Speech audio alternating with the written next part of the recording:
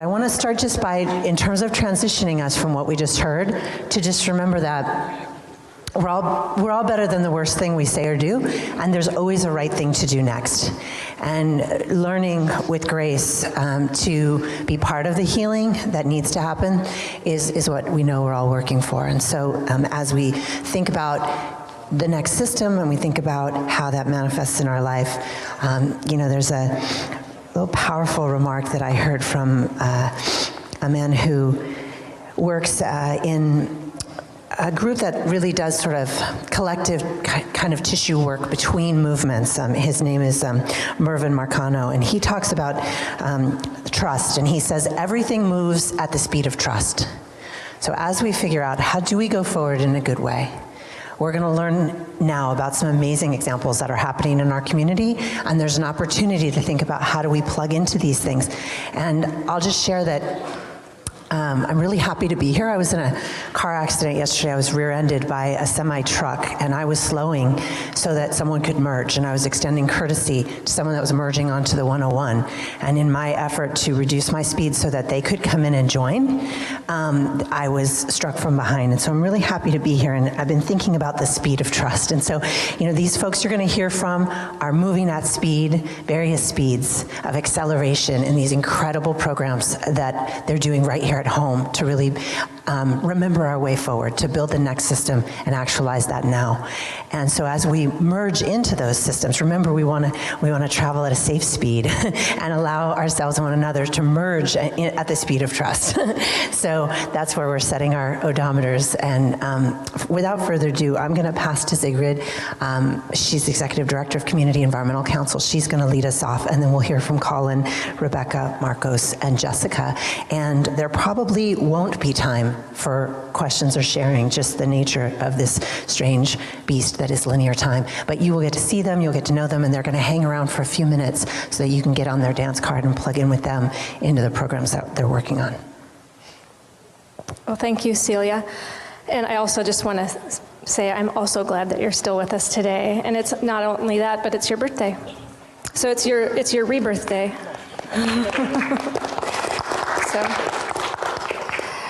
Okay, I'm going to speed talk a little bit.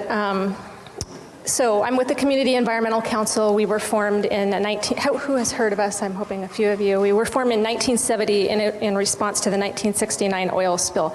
So we were born out of a dirty energy crisis. I will say a really important aspect of our organization is that it's a solutions-oriented, very positive, asset-based organization, and that has informed our work up to today. We have some deep intellectual roots, so some of the folks that you may have studied, Lewis Mumford, E.F. Schumacher, Alan Chadwick, are part of our kind of our base. And I'll just speed through our early years. We formed community gardens, we formed the first recycling centers, helped pass the state recycling law, the first hazardous waste collection facility in California, the first green building to house an environmental group. All of this stuff feels very normal now, and it actually speaks to system change over time. About 10 years ago, we pivoted away from all of that work that I just mentioned and really decided to focus solely on energy and what was a non-existent climate movement. Today, through groups like 350.org that Becca's involved with, we have a really vibrant climate movement. We have an anti-fracking movement, and even the words fossil-free are more household words, but when we started using it with our Fossil Free by 33 campaign 10 years ago, it really wasn't. We got a lot of questions like, why are you trying to ban fossils? So now it's a lot, so again, that speaks to, it can feel like we move at a very slow pace with some of this change, but that speaks to what has happened really in just the last 10 years. Even then, 10 years ago, while there was talk about climate change, it really was not a local conversation at all. There were no localized strategies. AB 32, which is the Global Warming Solutions Act, was just coming online, but there were really no implementation. There were no climate action plans at the local level. So I mention that because in a moment I'm going to talk about another system, the food system, that is just starting that work. And I just came from a meeting with the advisory board where I pointed us back to reflect on how much work has happened in system change in 10 years with climate. And being mindful with climate and energy systems that we're trying to change a 100-year-old system of fossil fuels, really, maybe even over 100 years. So, it may seem slow, but there's a lot of rapid movement. I want to speak to one strategy that is of particular interest to me and really up right now and timely. 10 years ago when we started this work, we put together a blueprint for how to move our region away from fossil fuels in one generation. A lot of different things, more solar, more electric vehicles, transition away from other liquid fuels towards hydrogen. And by the way, we're going to be doing a ribbon cutting on the first hydrogen fueling station in the Tri-Counties region in two or 3 weeks. But there was one strategy that emerged that we pointed to 10 years ago, and it was called community choice energy. And other than Becca, has anybody else heard of that? A few of you, okay. So the concept behind it is that a community can decide where it gets its electricity. While we would still use the utility lines, which in our region is Southern California Edison, we can determine, there's a statewide mechanism that allows us to determine that we want more of that electricity to come from solar or wind or whatever. So our community, actually the Tri-Counties region, is conducting a feasibility study to see if that would be possible for our region.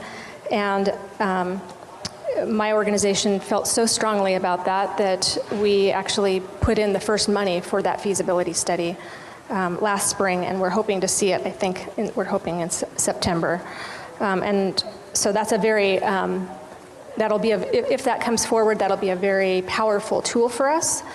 I would also say that there are a lot of other communities looking at community choice energy. In fact, there are 80 communities in California assessing this right now, and if all of them move forward, 60% of all California residents would be changing the way in which they get electricity or where that electricity comes from. So that's a game changer, and I know the utilities are taking note of that. So I'm gonna, how am I doing? 2 minutes. 2 minutes. So I'm going to briefly mention that in a couple of years ago, CEC and the Food Bank of Santa Barbara County started a similar process of looking at the food system. Food Bank's looking at it from the side of how the food system is or is not helping people access healthy food, all people, making it accessible to all people. We're looking at it from the environmental standpoint. There are some similar challenges with the food system in terms of globalization and its extremely vertical nature, but there are a lot of opportunities as well. Some of the challenges in our county include the fact that we are one of the top ag producing counties in California. Out of 58 counties, we're in the top 12. We're in the bottom 14 in terms of being able to provide food security to our own people. 40% of all food is in the nation is wasted somewhere along the chain, and in our pilot studies we have shown that's probably the case here as well.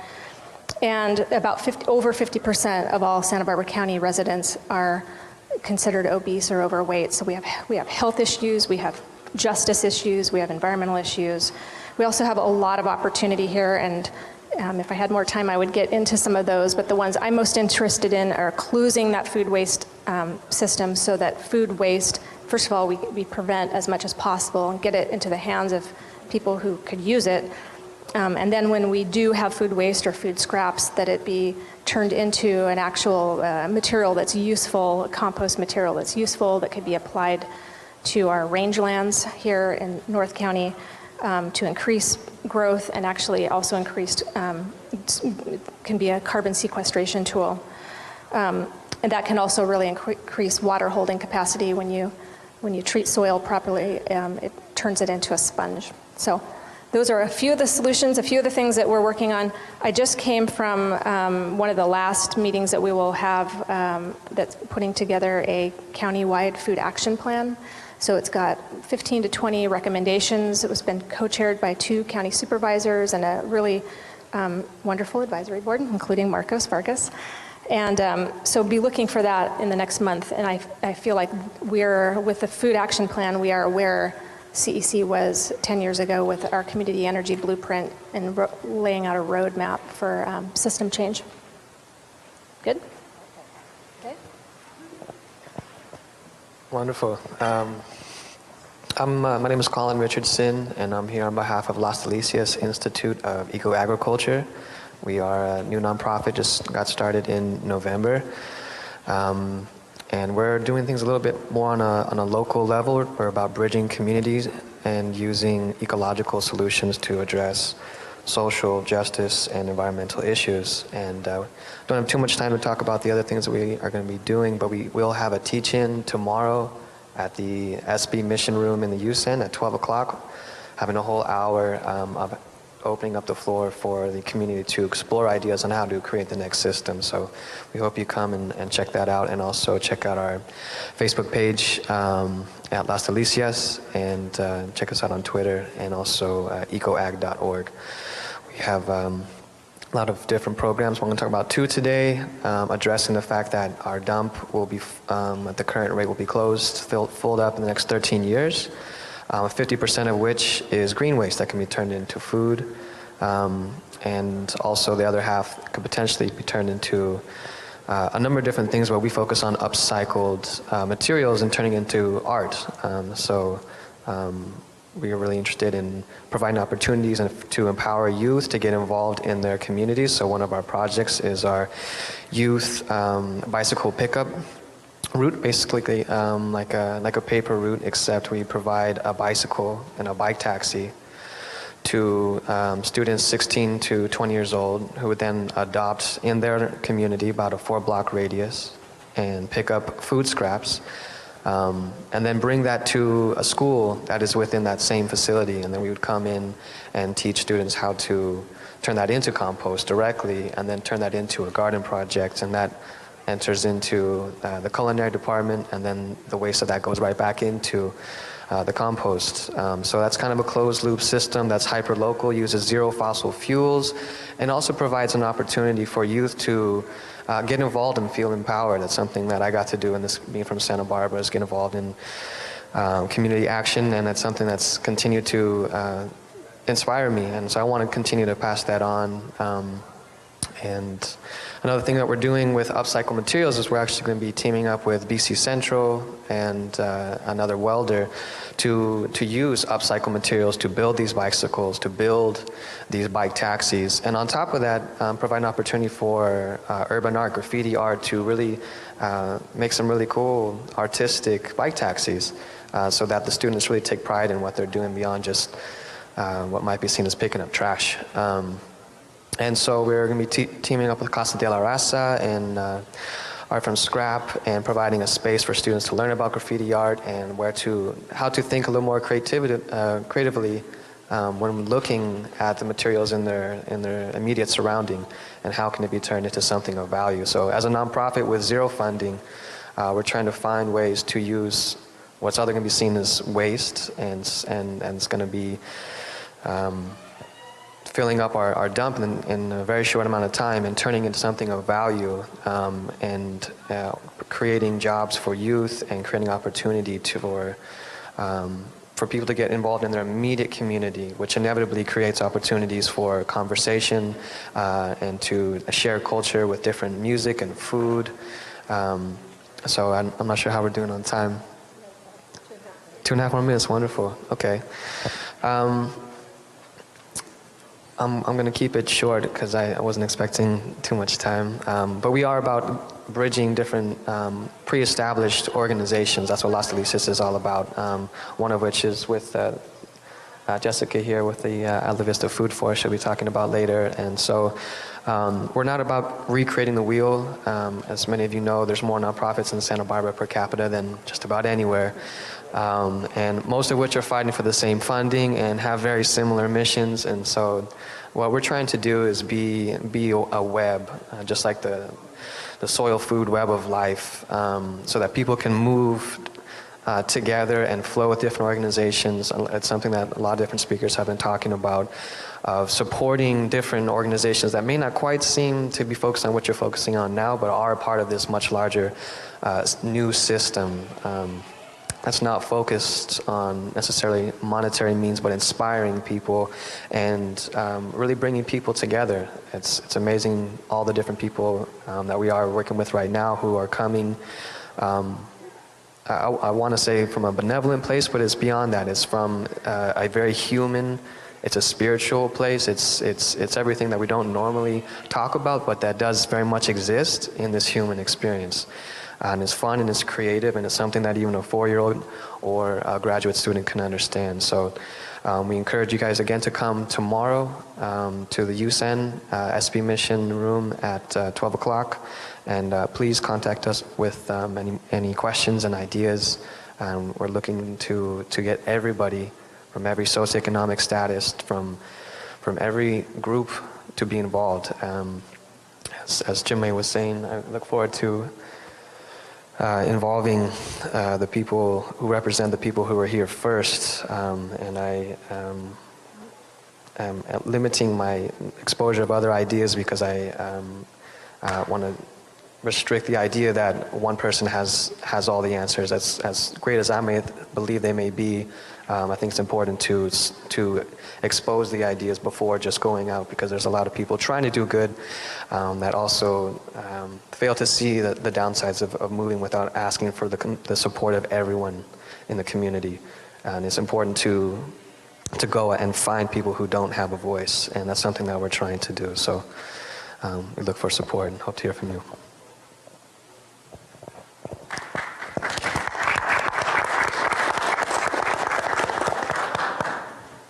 Hello, everyone. My name is Jessica Alvarez. I'm extremely honored to be here connecting with you all today, because again, that's kind of my take on this whole next system, is that we need to be in the business of bursting bubbles and planting seeds, and I'll explain kind of where I'm coming from with that.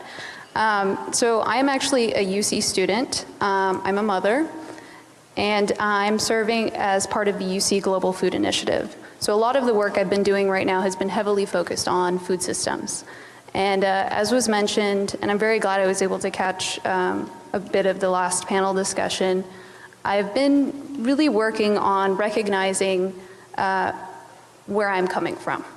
So as part of my work through the Food Initiative, again, just to give you a little background, this is a $2 million plus presidential initiative through the UC system to utilize the collective research, intellectual, creative power of the UC system to recognize the next food system that will help us to address the issues we're dealing with climate change, public health, everything.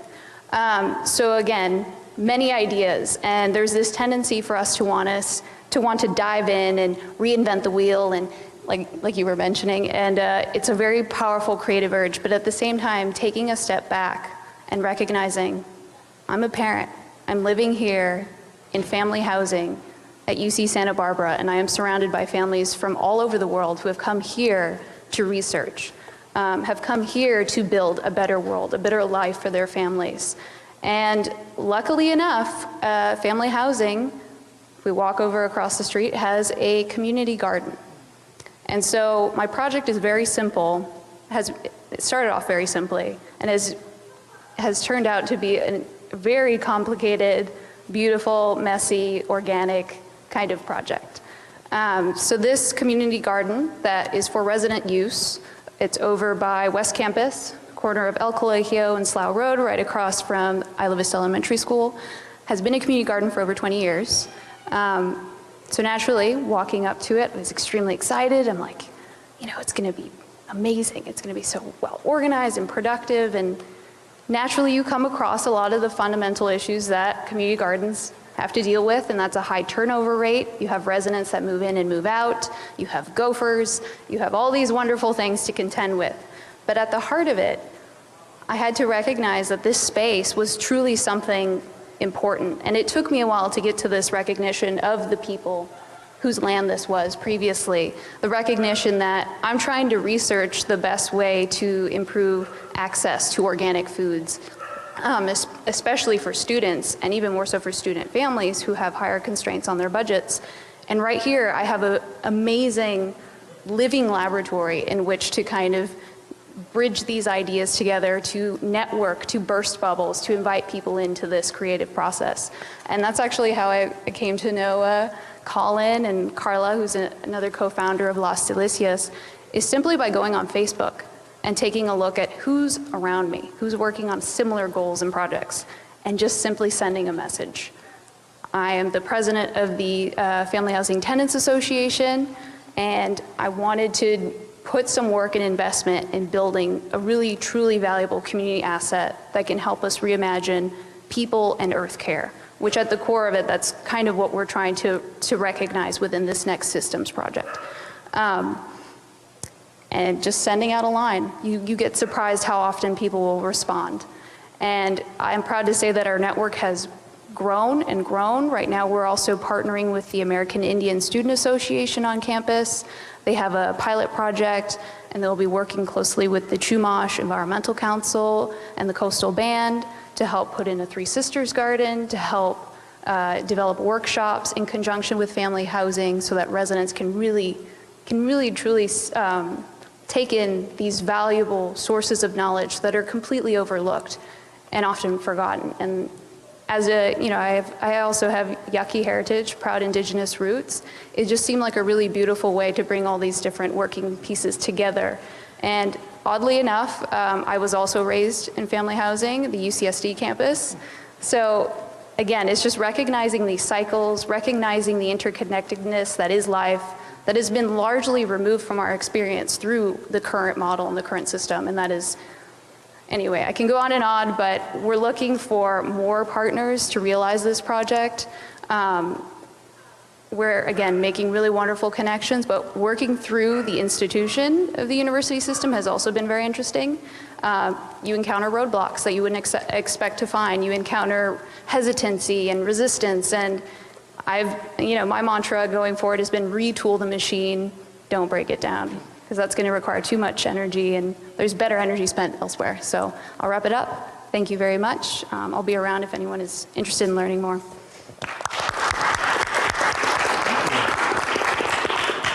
Well, good afternoon, buenas tardes. My name is Marcos Vargas. I'm the Executive Director of the Fund for Santa Barbara. And I also just want to acknowledge how honored and blessed I feel to have started this circle and this discussion today with that previous panel. That really, and I think it's important that we really take that in, the importance of indigenous knowledge and how that can really inform, as was just said, that consciousness of connectedness, the fact that we're all connected. The Iroquois have a concept that was mentioned as well of 7 generations. The fact that none of us stand alone, we stand with 7 generations that help bring us to this point in time. And therefore, we're responsible for 7 generations into the future. And so we're very fortunate here to have indigenous peoples who are willing to share that knowledge here and to help move forward positive social change. Again, I'm the Executive Director of the Fund for Santa Barbara. It's a progressive alternative community foundation. We fund hundreds of progressive grassroots organizations doing social change work. And if you want to know more about us, I brought some information. Please contact us if you have a project or in the community that you need funding for. We're there. We've been at the ground floor of many important environmental, social, economic justice efforts here in Santa Barbara County.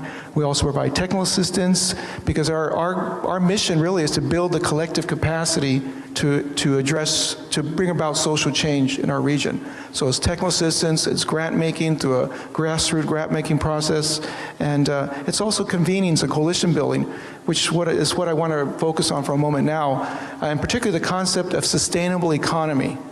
And sustainable economy being defined as an economy that is just, prosperous, democratic with a small d, and environmentally healthy. Now, this concept has actually helped to inform some very important coalition building and organizing here in the Central Coast.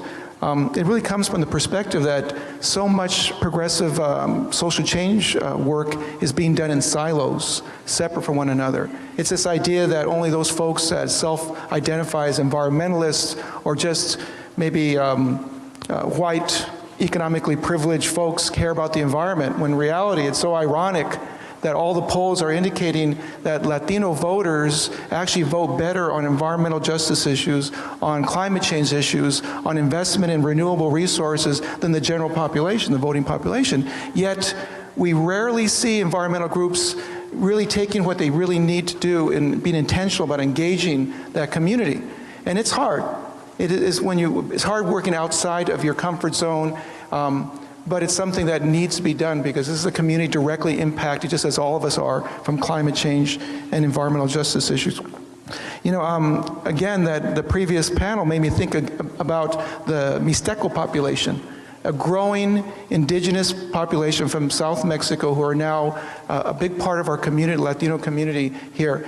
And when I talk to them, you just know you're hearing individuals with a consciousness of their connection to the earth. And this is what I think is hopefully beginning a sea change, beginning to inform a consciousness within the Latino community as well. Again, there's been some exciting organizing taking place here in the Central Coast over the last 15 years. That's really taught us that we really do need to build broad-based coalitions. I'm thinking one, for example, that my previous organization that I founded, CAUSE, which is a Central Coast Alliance United for a Sustainable Economy, and the Sierra Club got together and moved forward a campaign to stop a liquefied natural gas terminal off the coast of Oxnard. Well, Sierra Club had been working this issue for a while as an environmental issue, strictly. A land use issue about our coastal, preserving our coast and so forth. It wasn't until CAUSE got involved, saw it as an environmental justice issue, the fact that the pipeline was going to go right through the Latino community and they would be directly impacted. So consequently, I'm remembering very well a State Lands Commission hearing where 3,000 people came out for that, busloads of folks from Fillmore and Santa Paula and Oxnard, from Malibu. You had surfers shoulder to shoulder with low-wage working people, with farm workers, with beachfront homeowners, with environmentalists, all recognizing that we need to preserve our environment for generations to come. CAUSE, again, Central Coast Alliance for United for a Sustainable Economy, was actually built on the living wage movement, which in Ventura County was a broad-based coalition of community, labor, faith, environmental, student, women's organizations. I go on and on. 62 organizations came together on the simple premise that working people deserve a decent wage. They deserve a wage to be able to feed their families. So the potential is tremendous. And so again, I'm in this really unique position. I'm basically an organizer. That's in my heart. And now I'm the executive director of a foundation that actually can fund this work and provides technical assistance and support that could bring into our community trainers that can train in community organizing. And I'm excited as all hell. So I've been on board for 9 months now, and it's a challenging job. I'm still learning, but I'm really excited to be in this community. I'm a UCSB student, alumni as well, and I remember being in this community years ago when the environmental issues were emerging and the immigrant rights issues were emerging. And in many ways, it's a shadow of its previous self in terms of the Chicano movement. So I'm excited about being part of a community that really recognizes the interconnectedness between our communities. With that, I just want to say I have brochures, I have some business cards. We have internship possibilities at the fund, and they're about they're incredible opportunities to do research, to engage a broad sector of the community on social justice issues, and so I'll invite you all to participate. And if you know someone who may be interested in an internship or submitting a proposal, we'd love to see it. And again, thank you so much.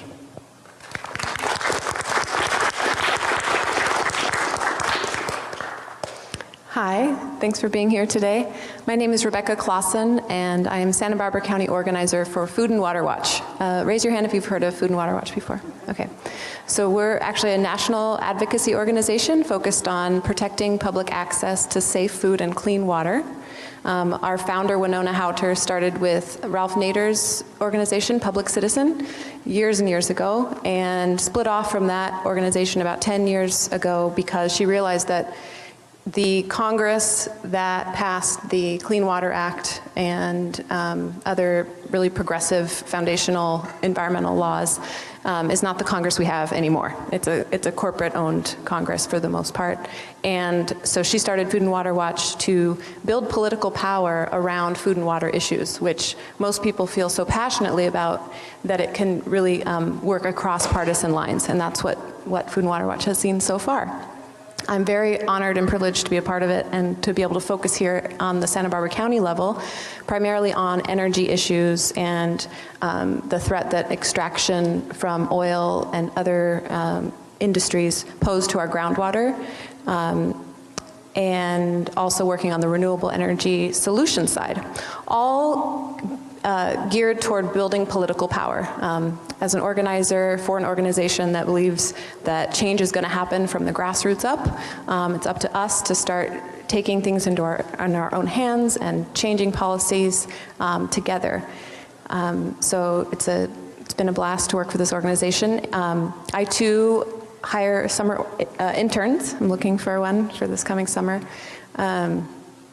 What else did I want to say? So my personal path to becoming involved in this work was that I had learned about climate change from my second grade teacher that knew that it was going to be the issue of our generation.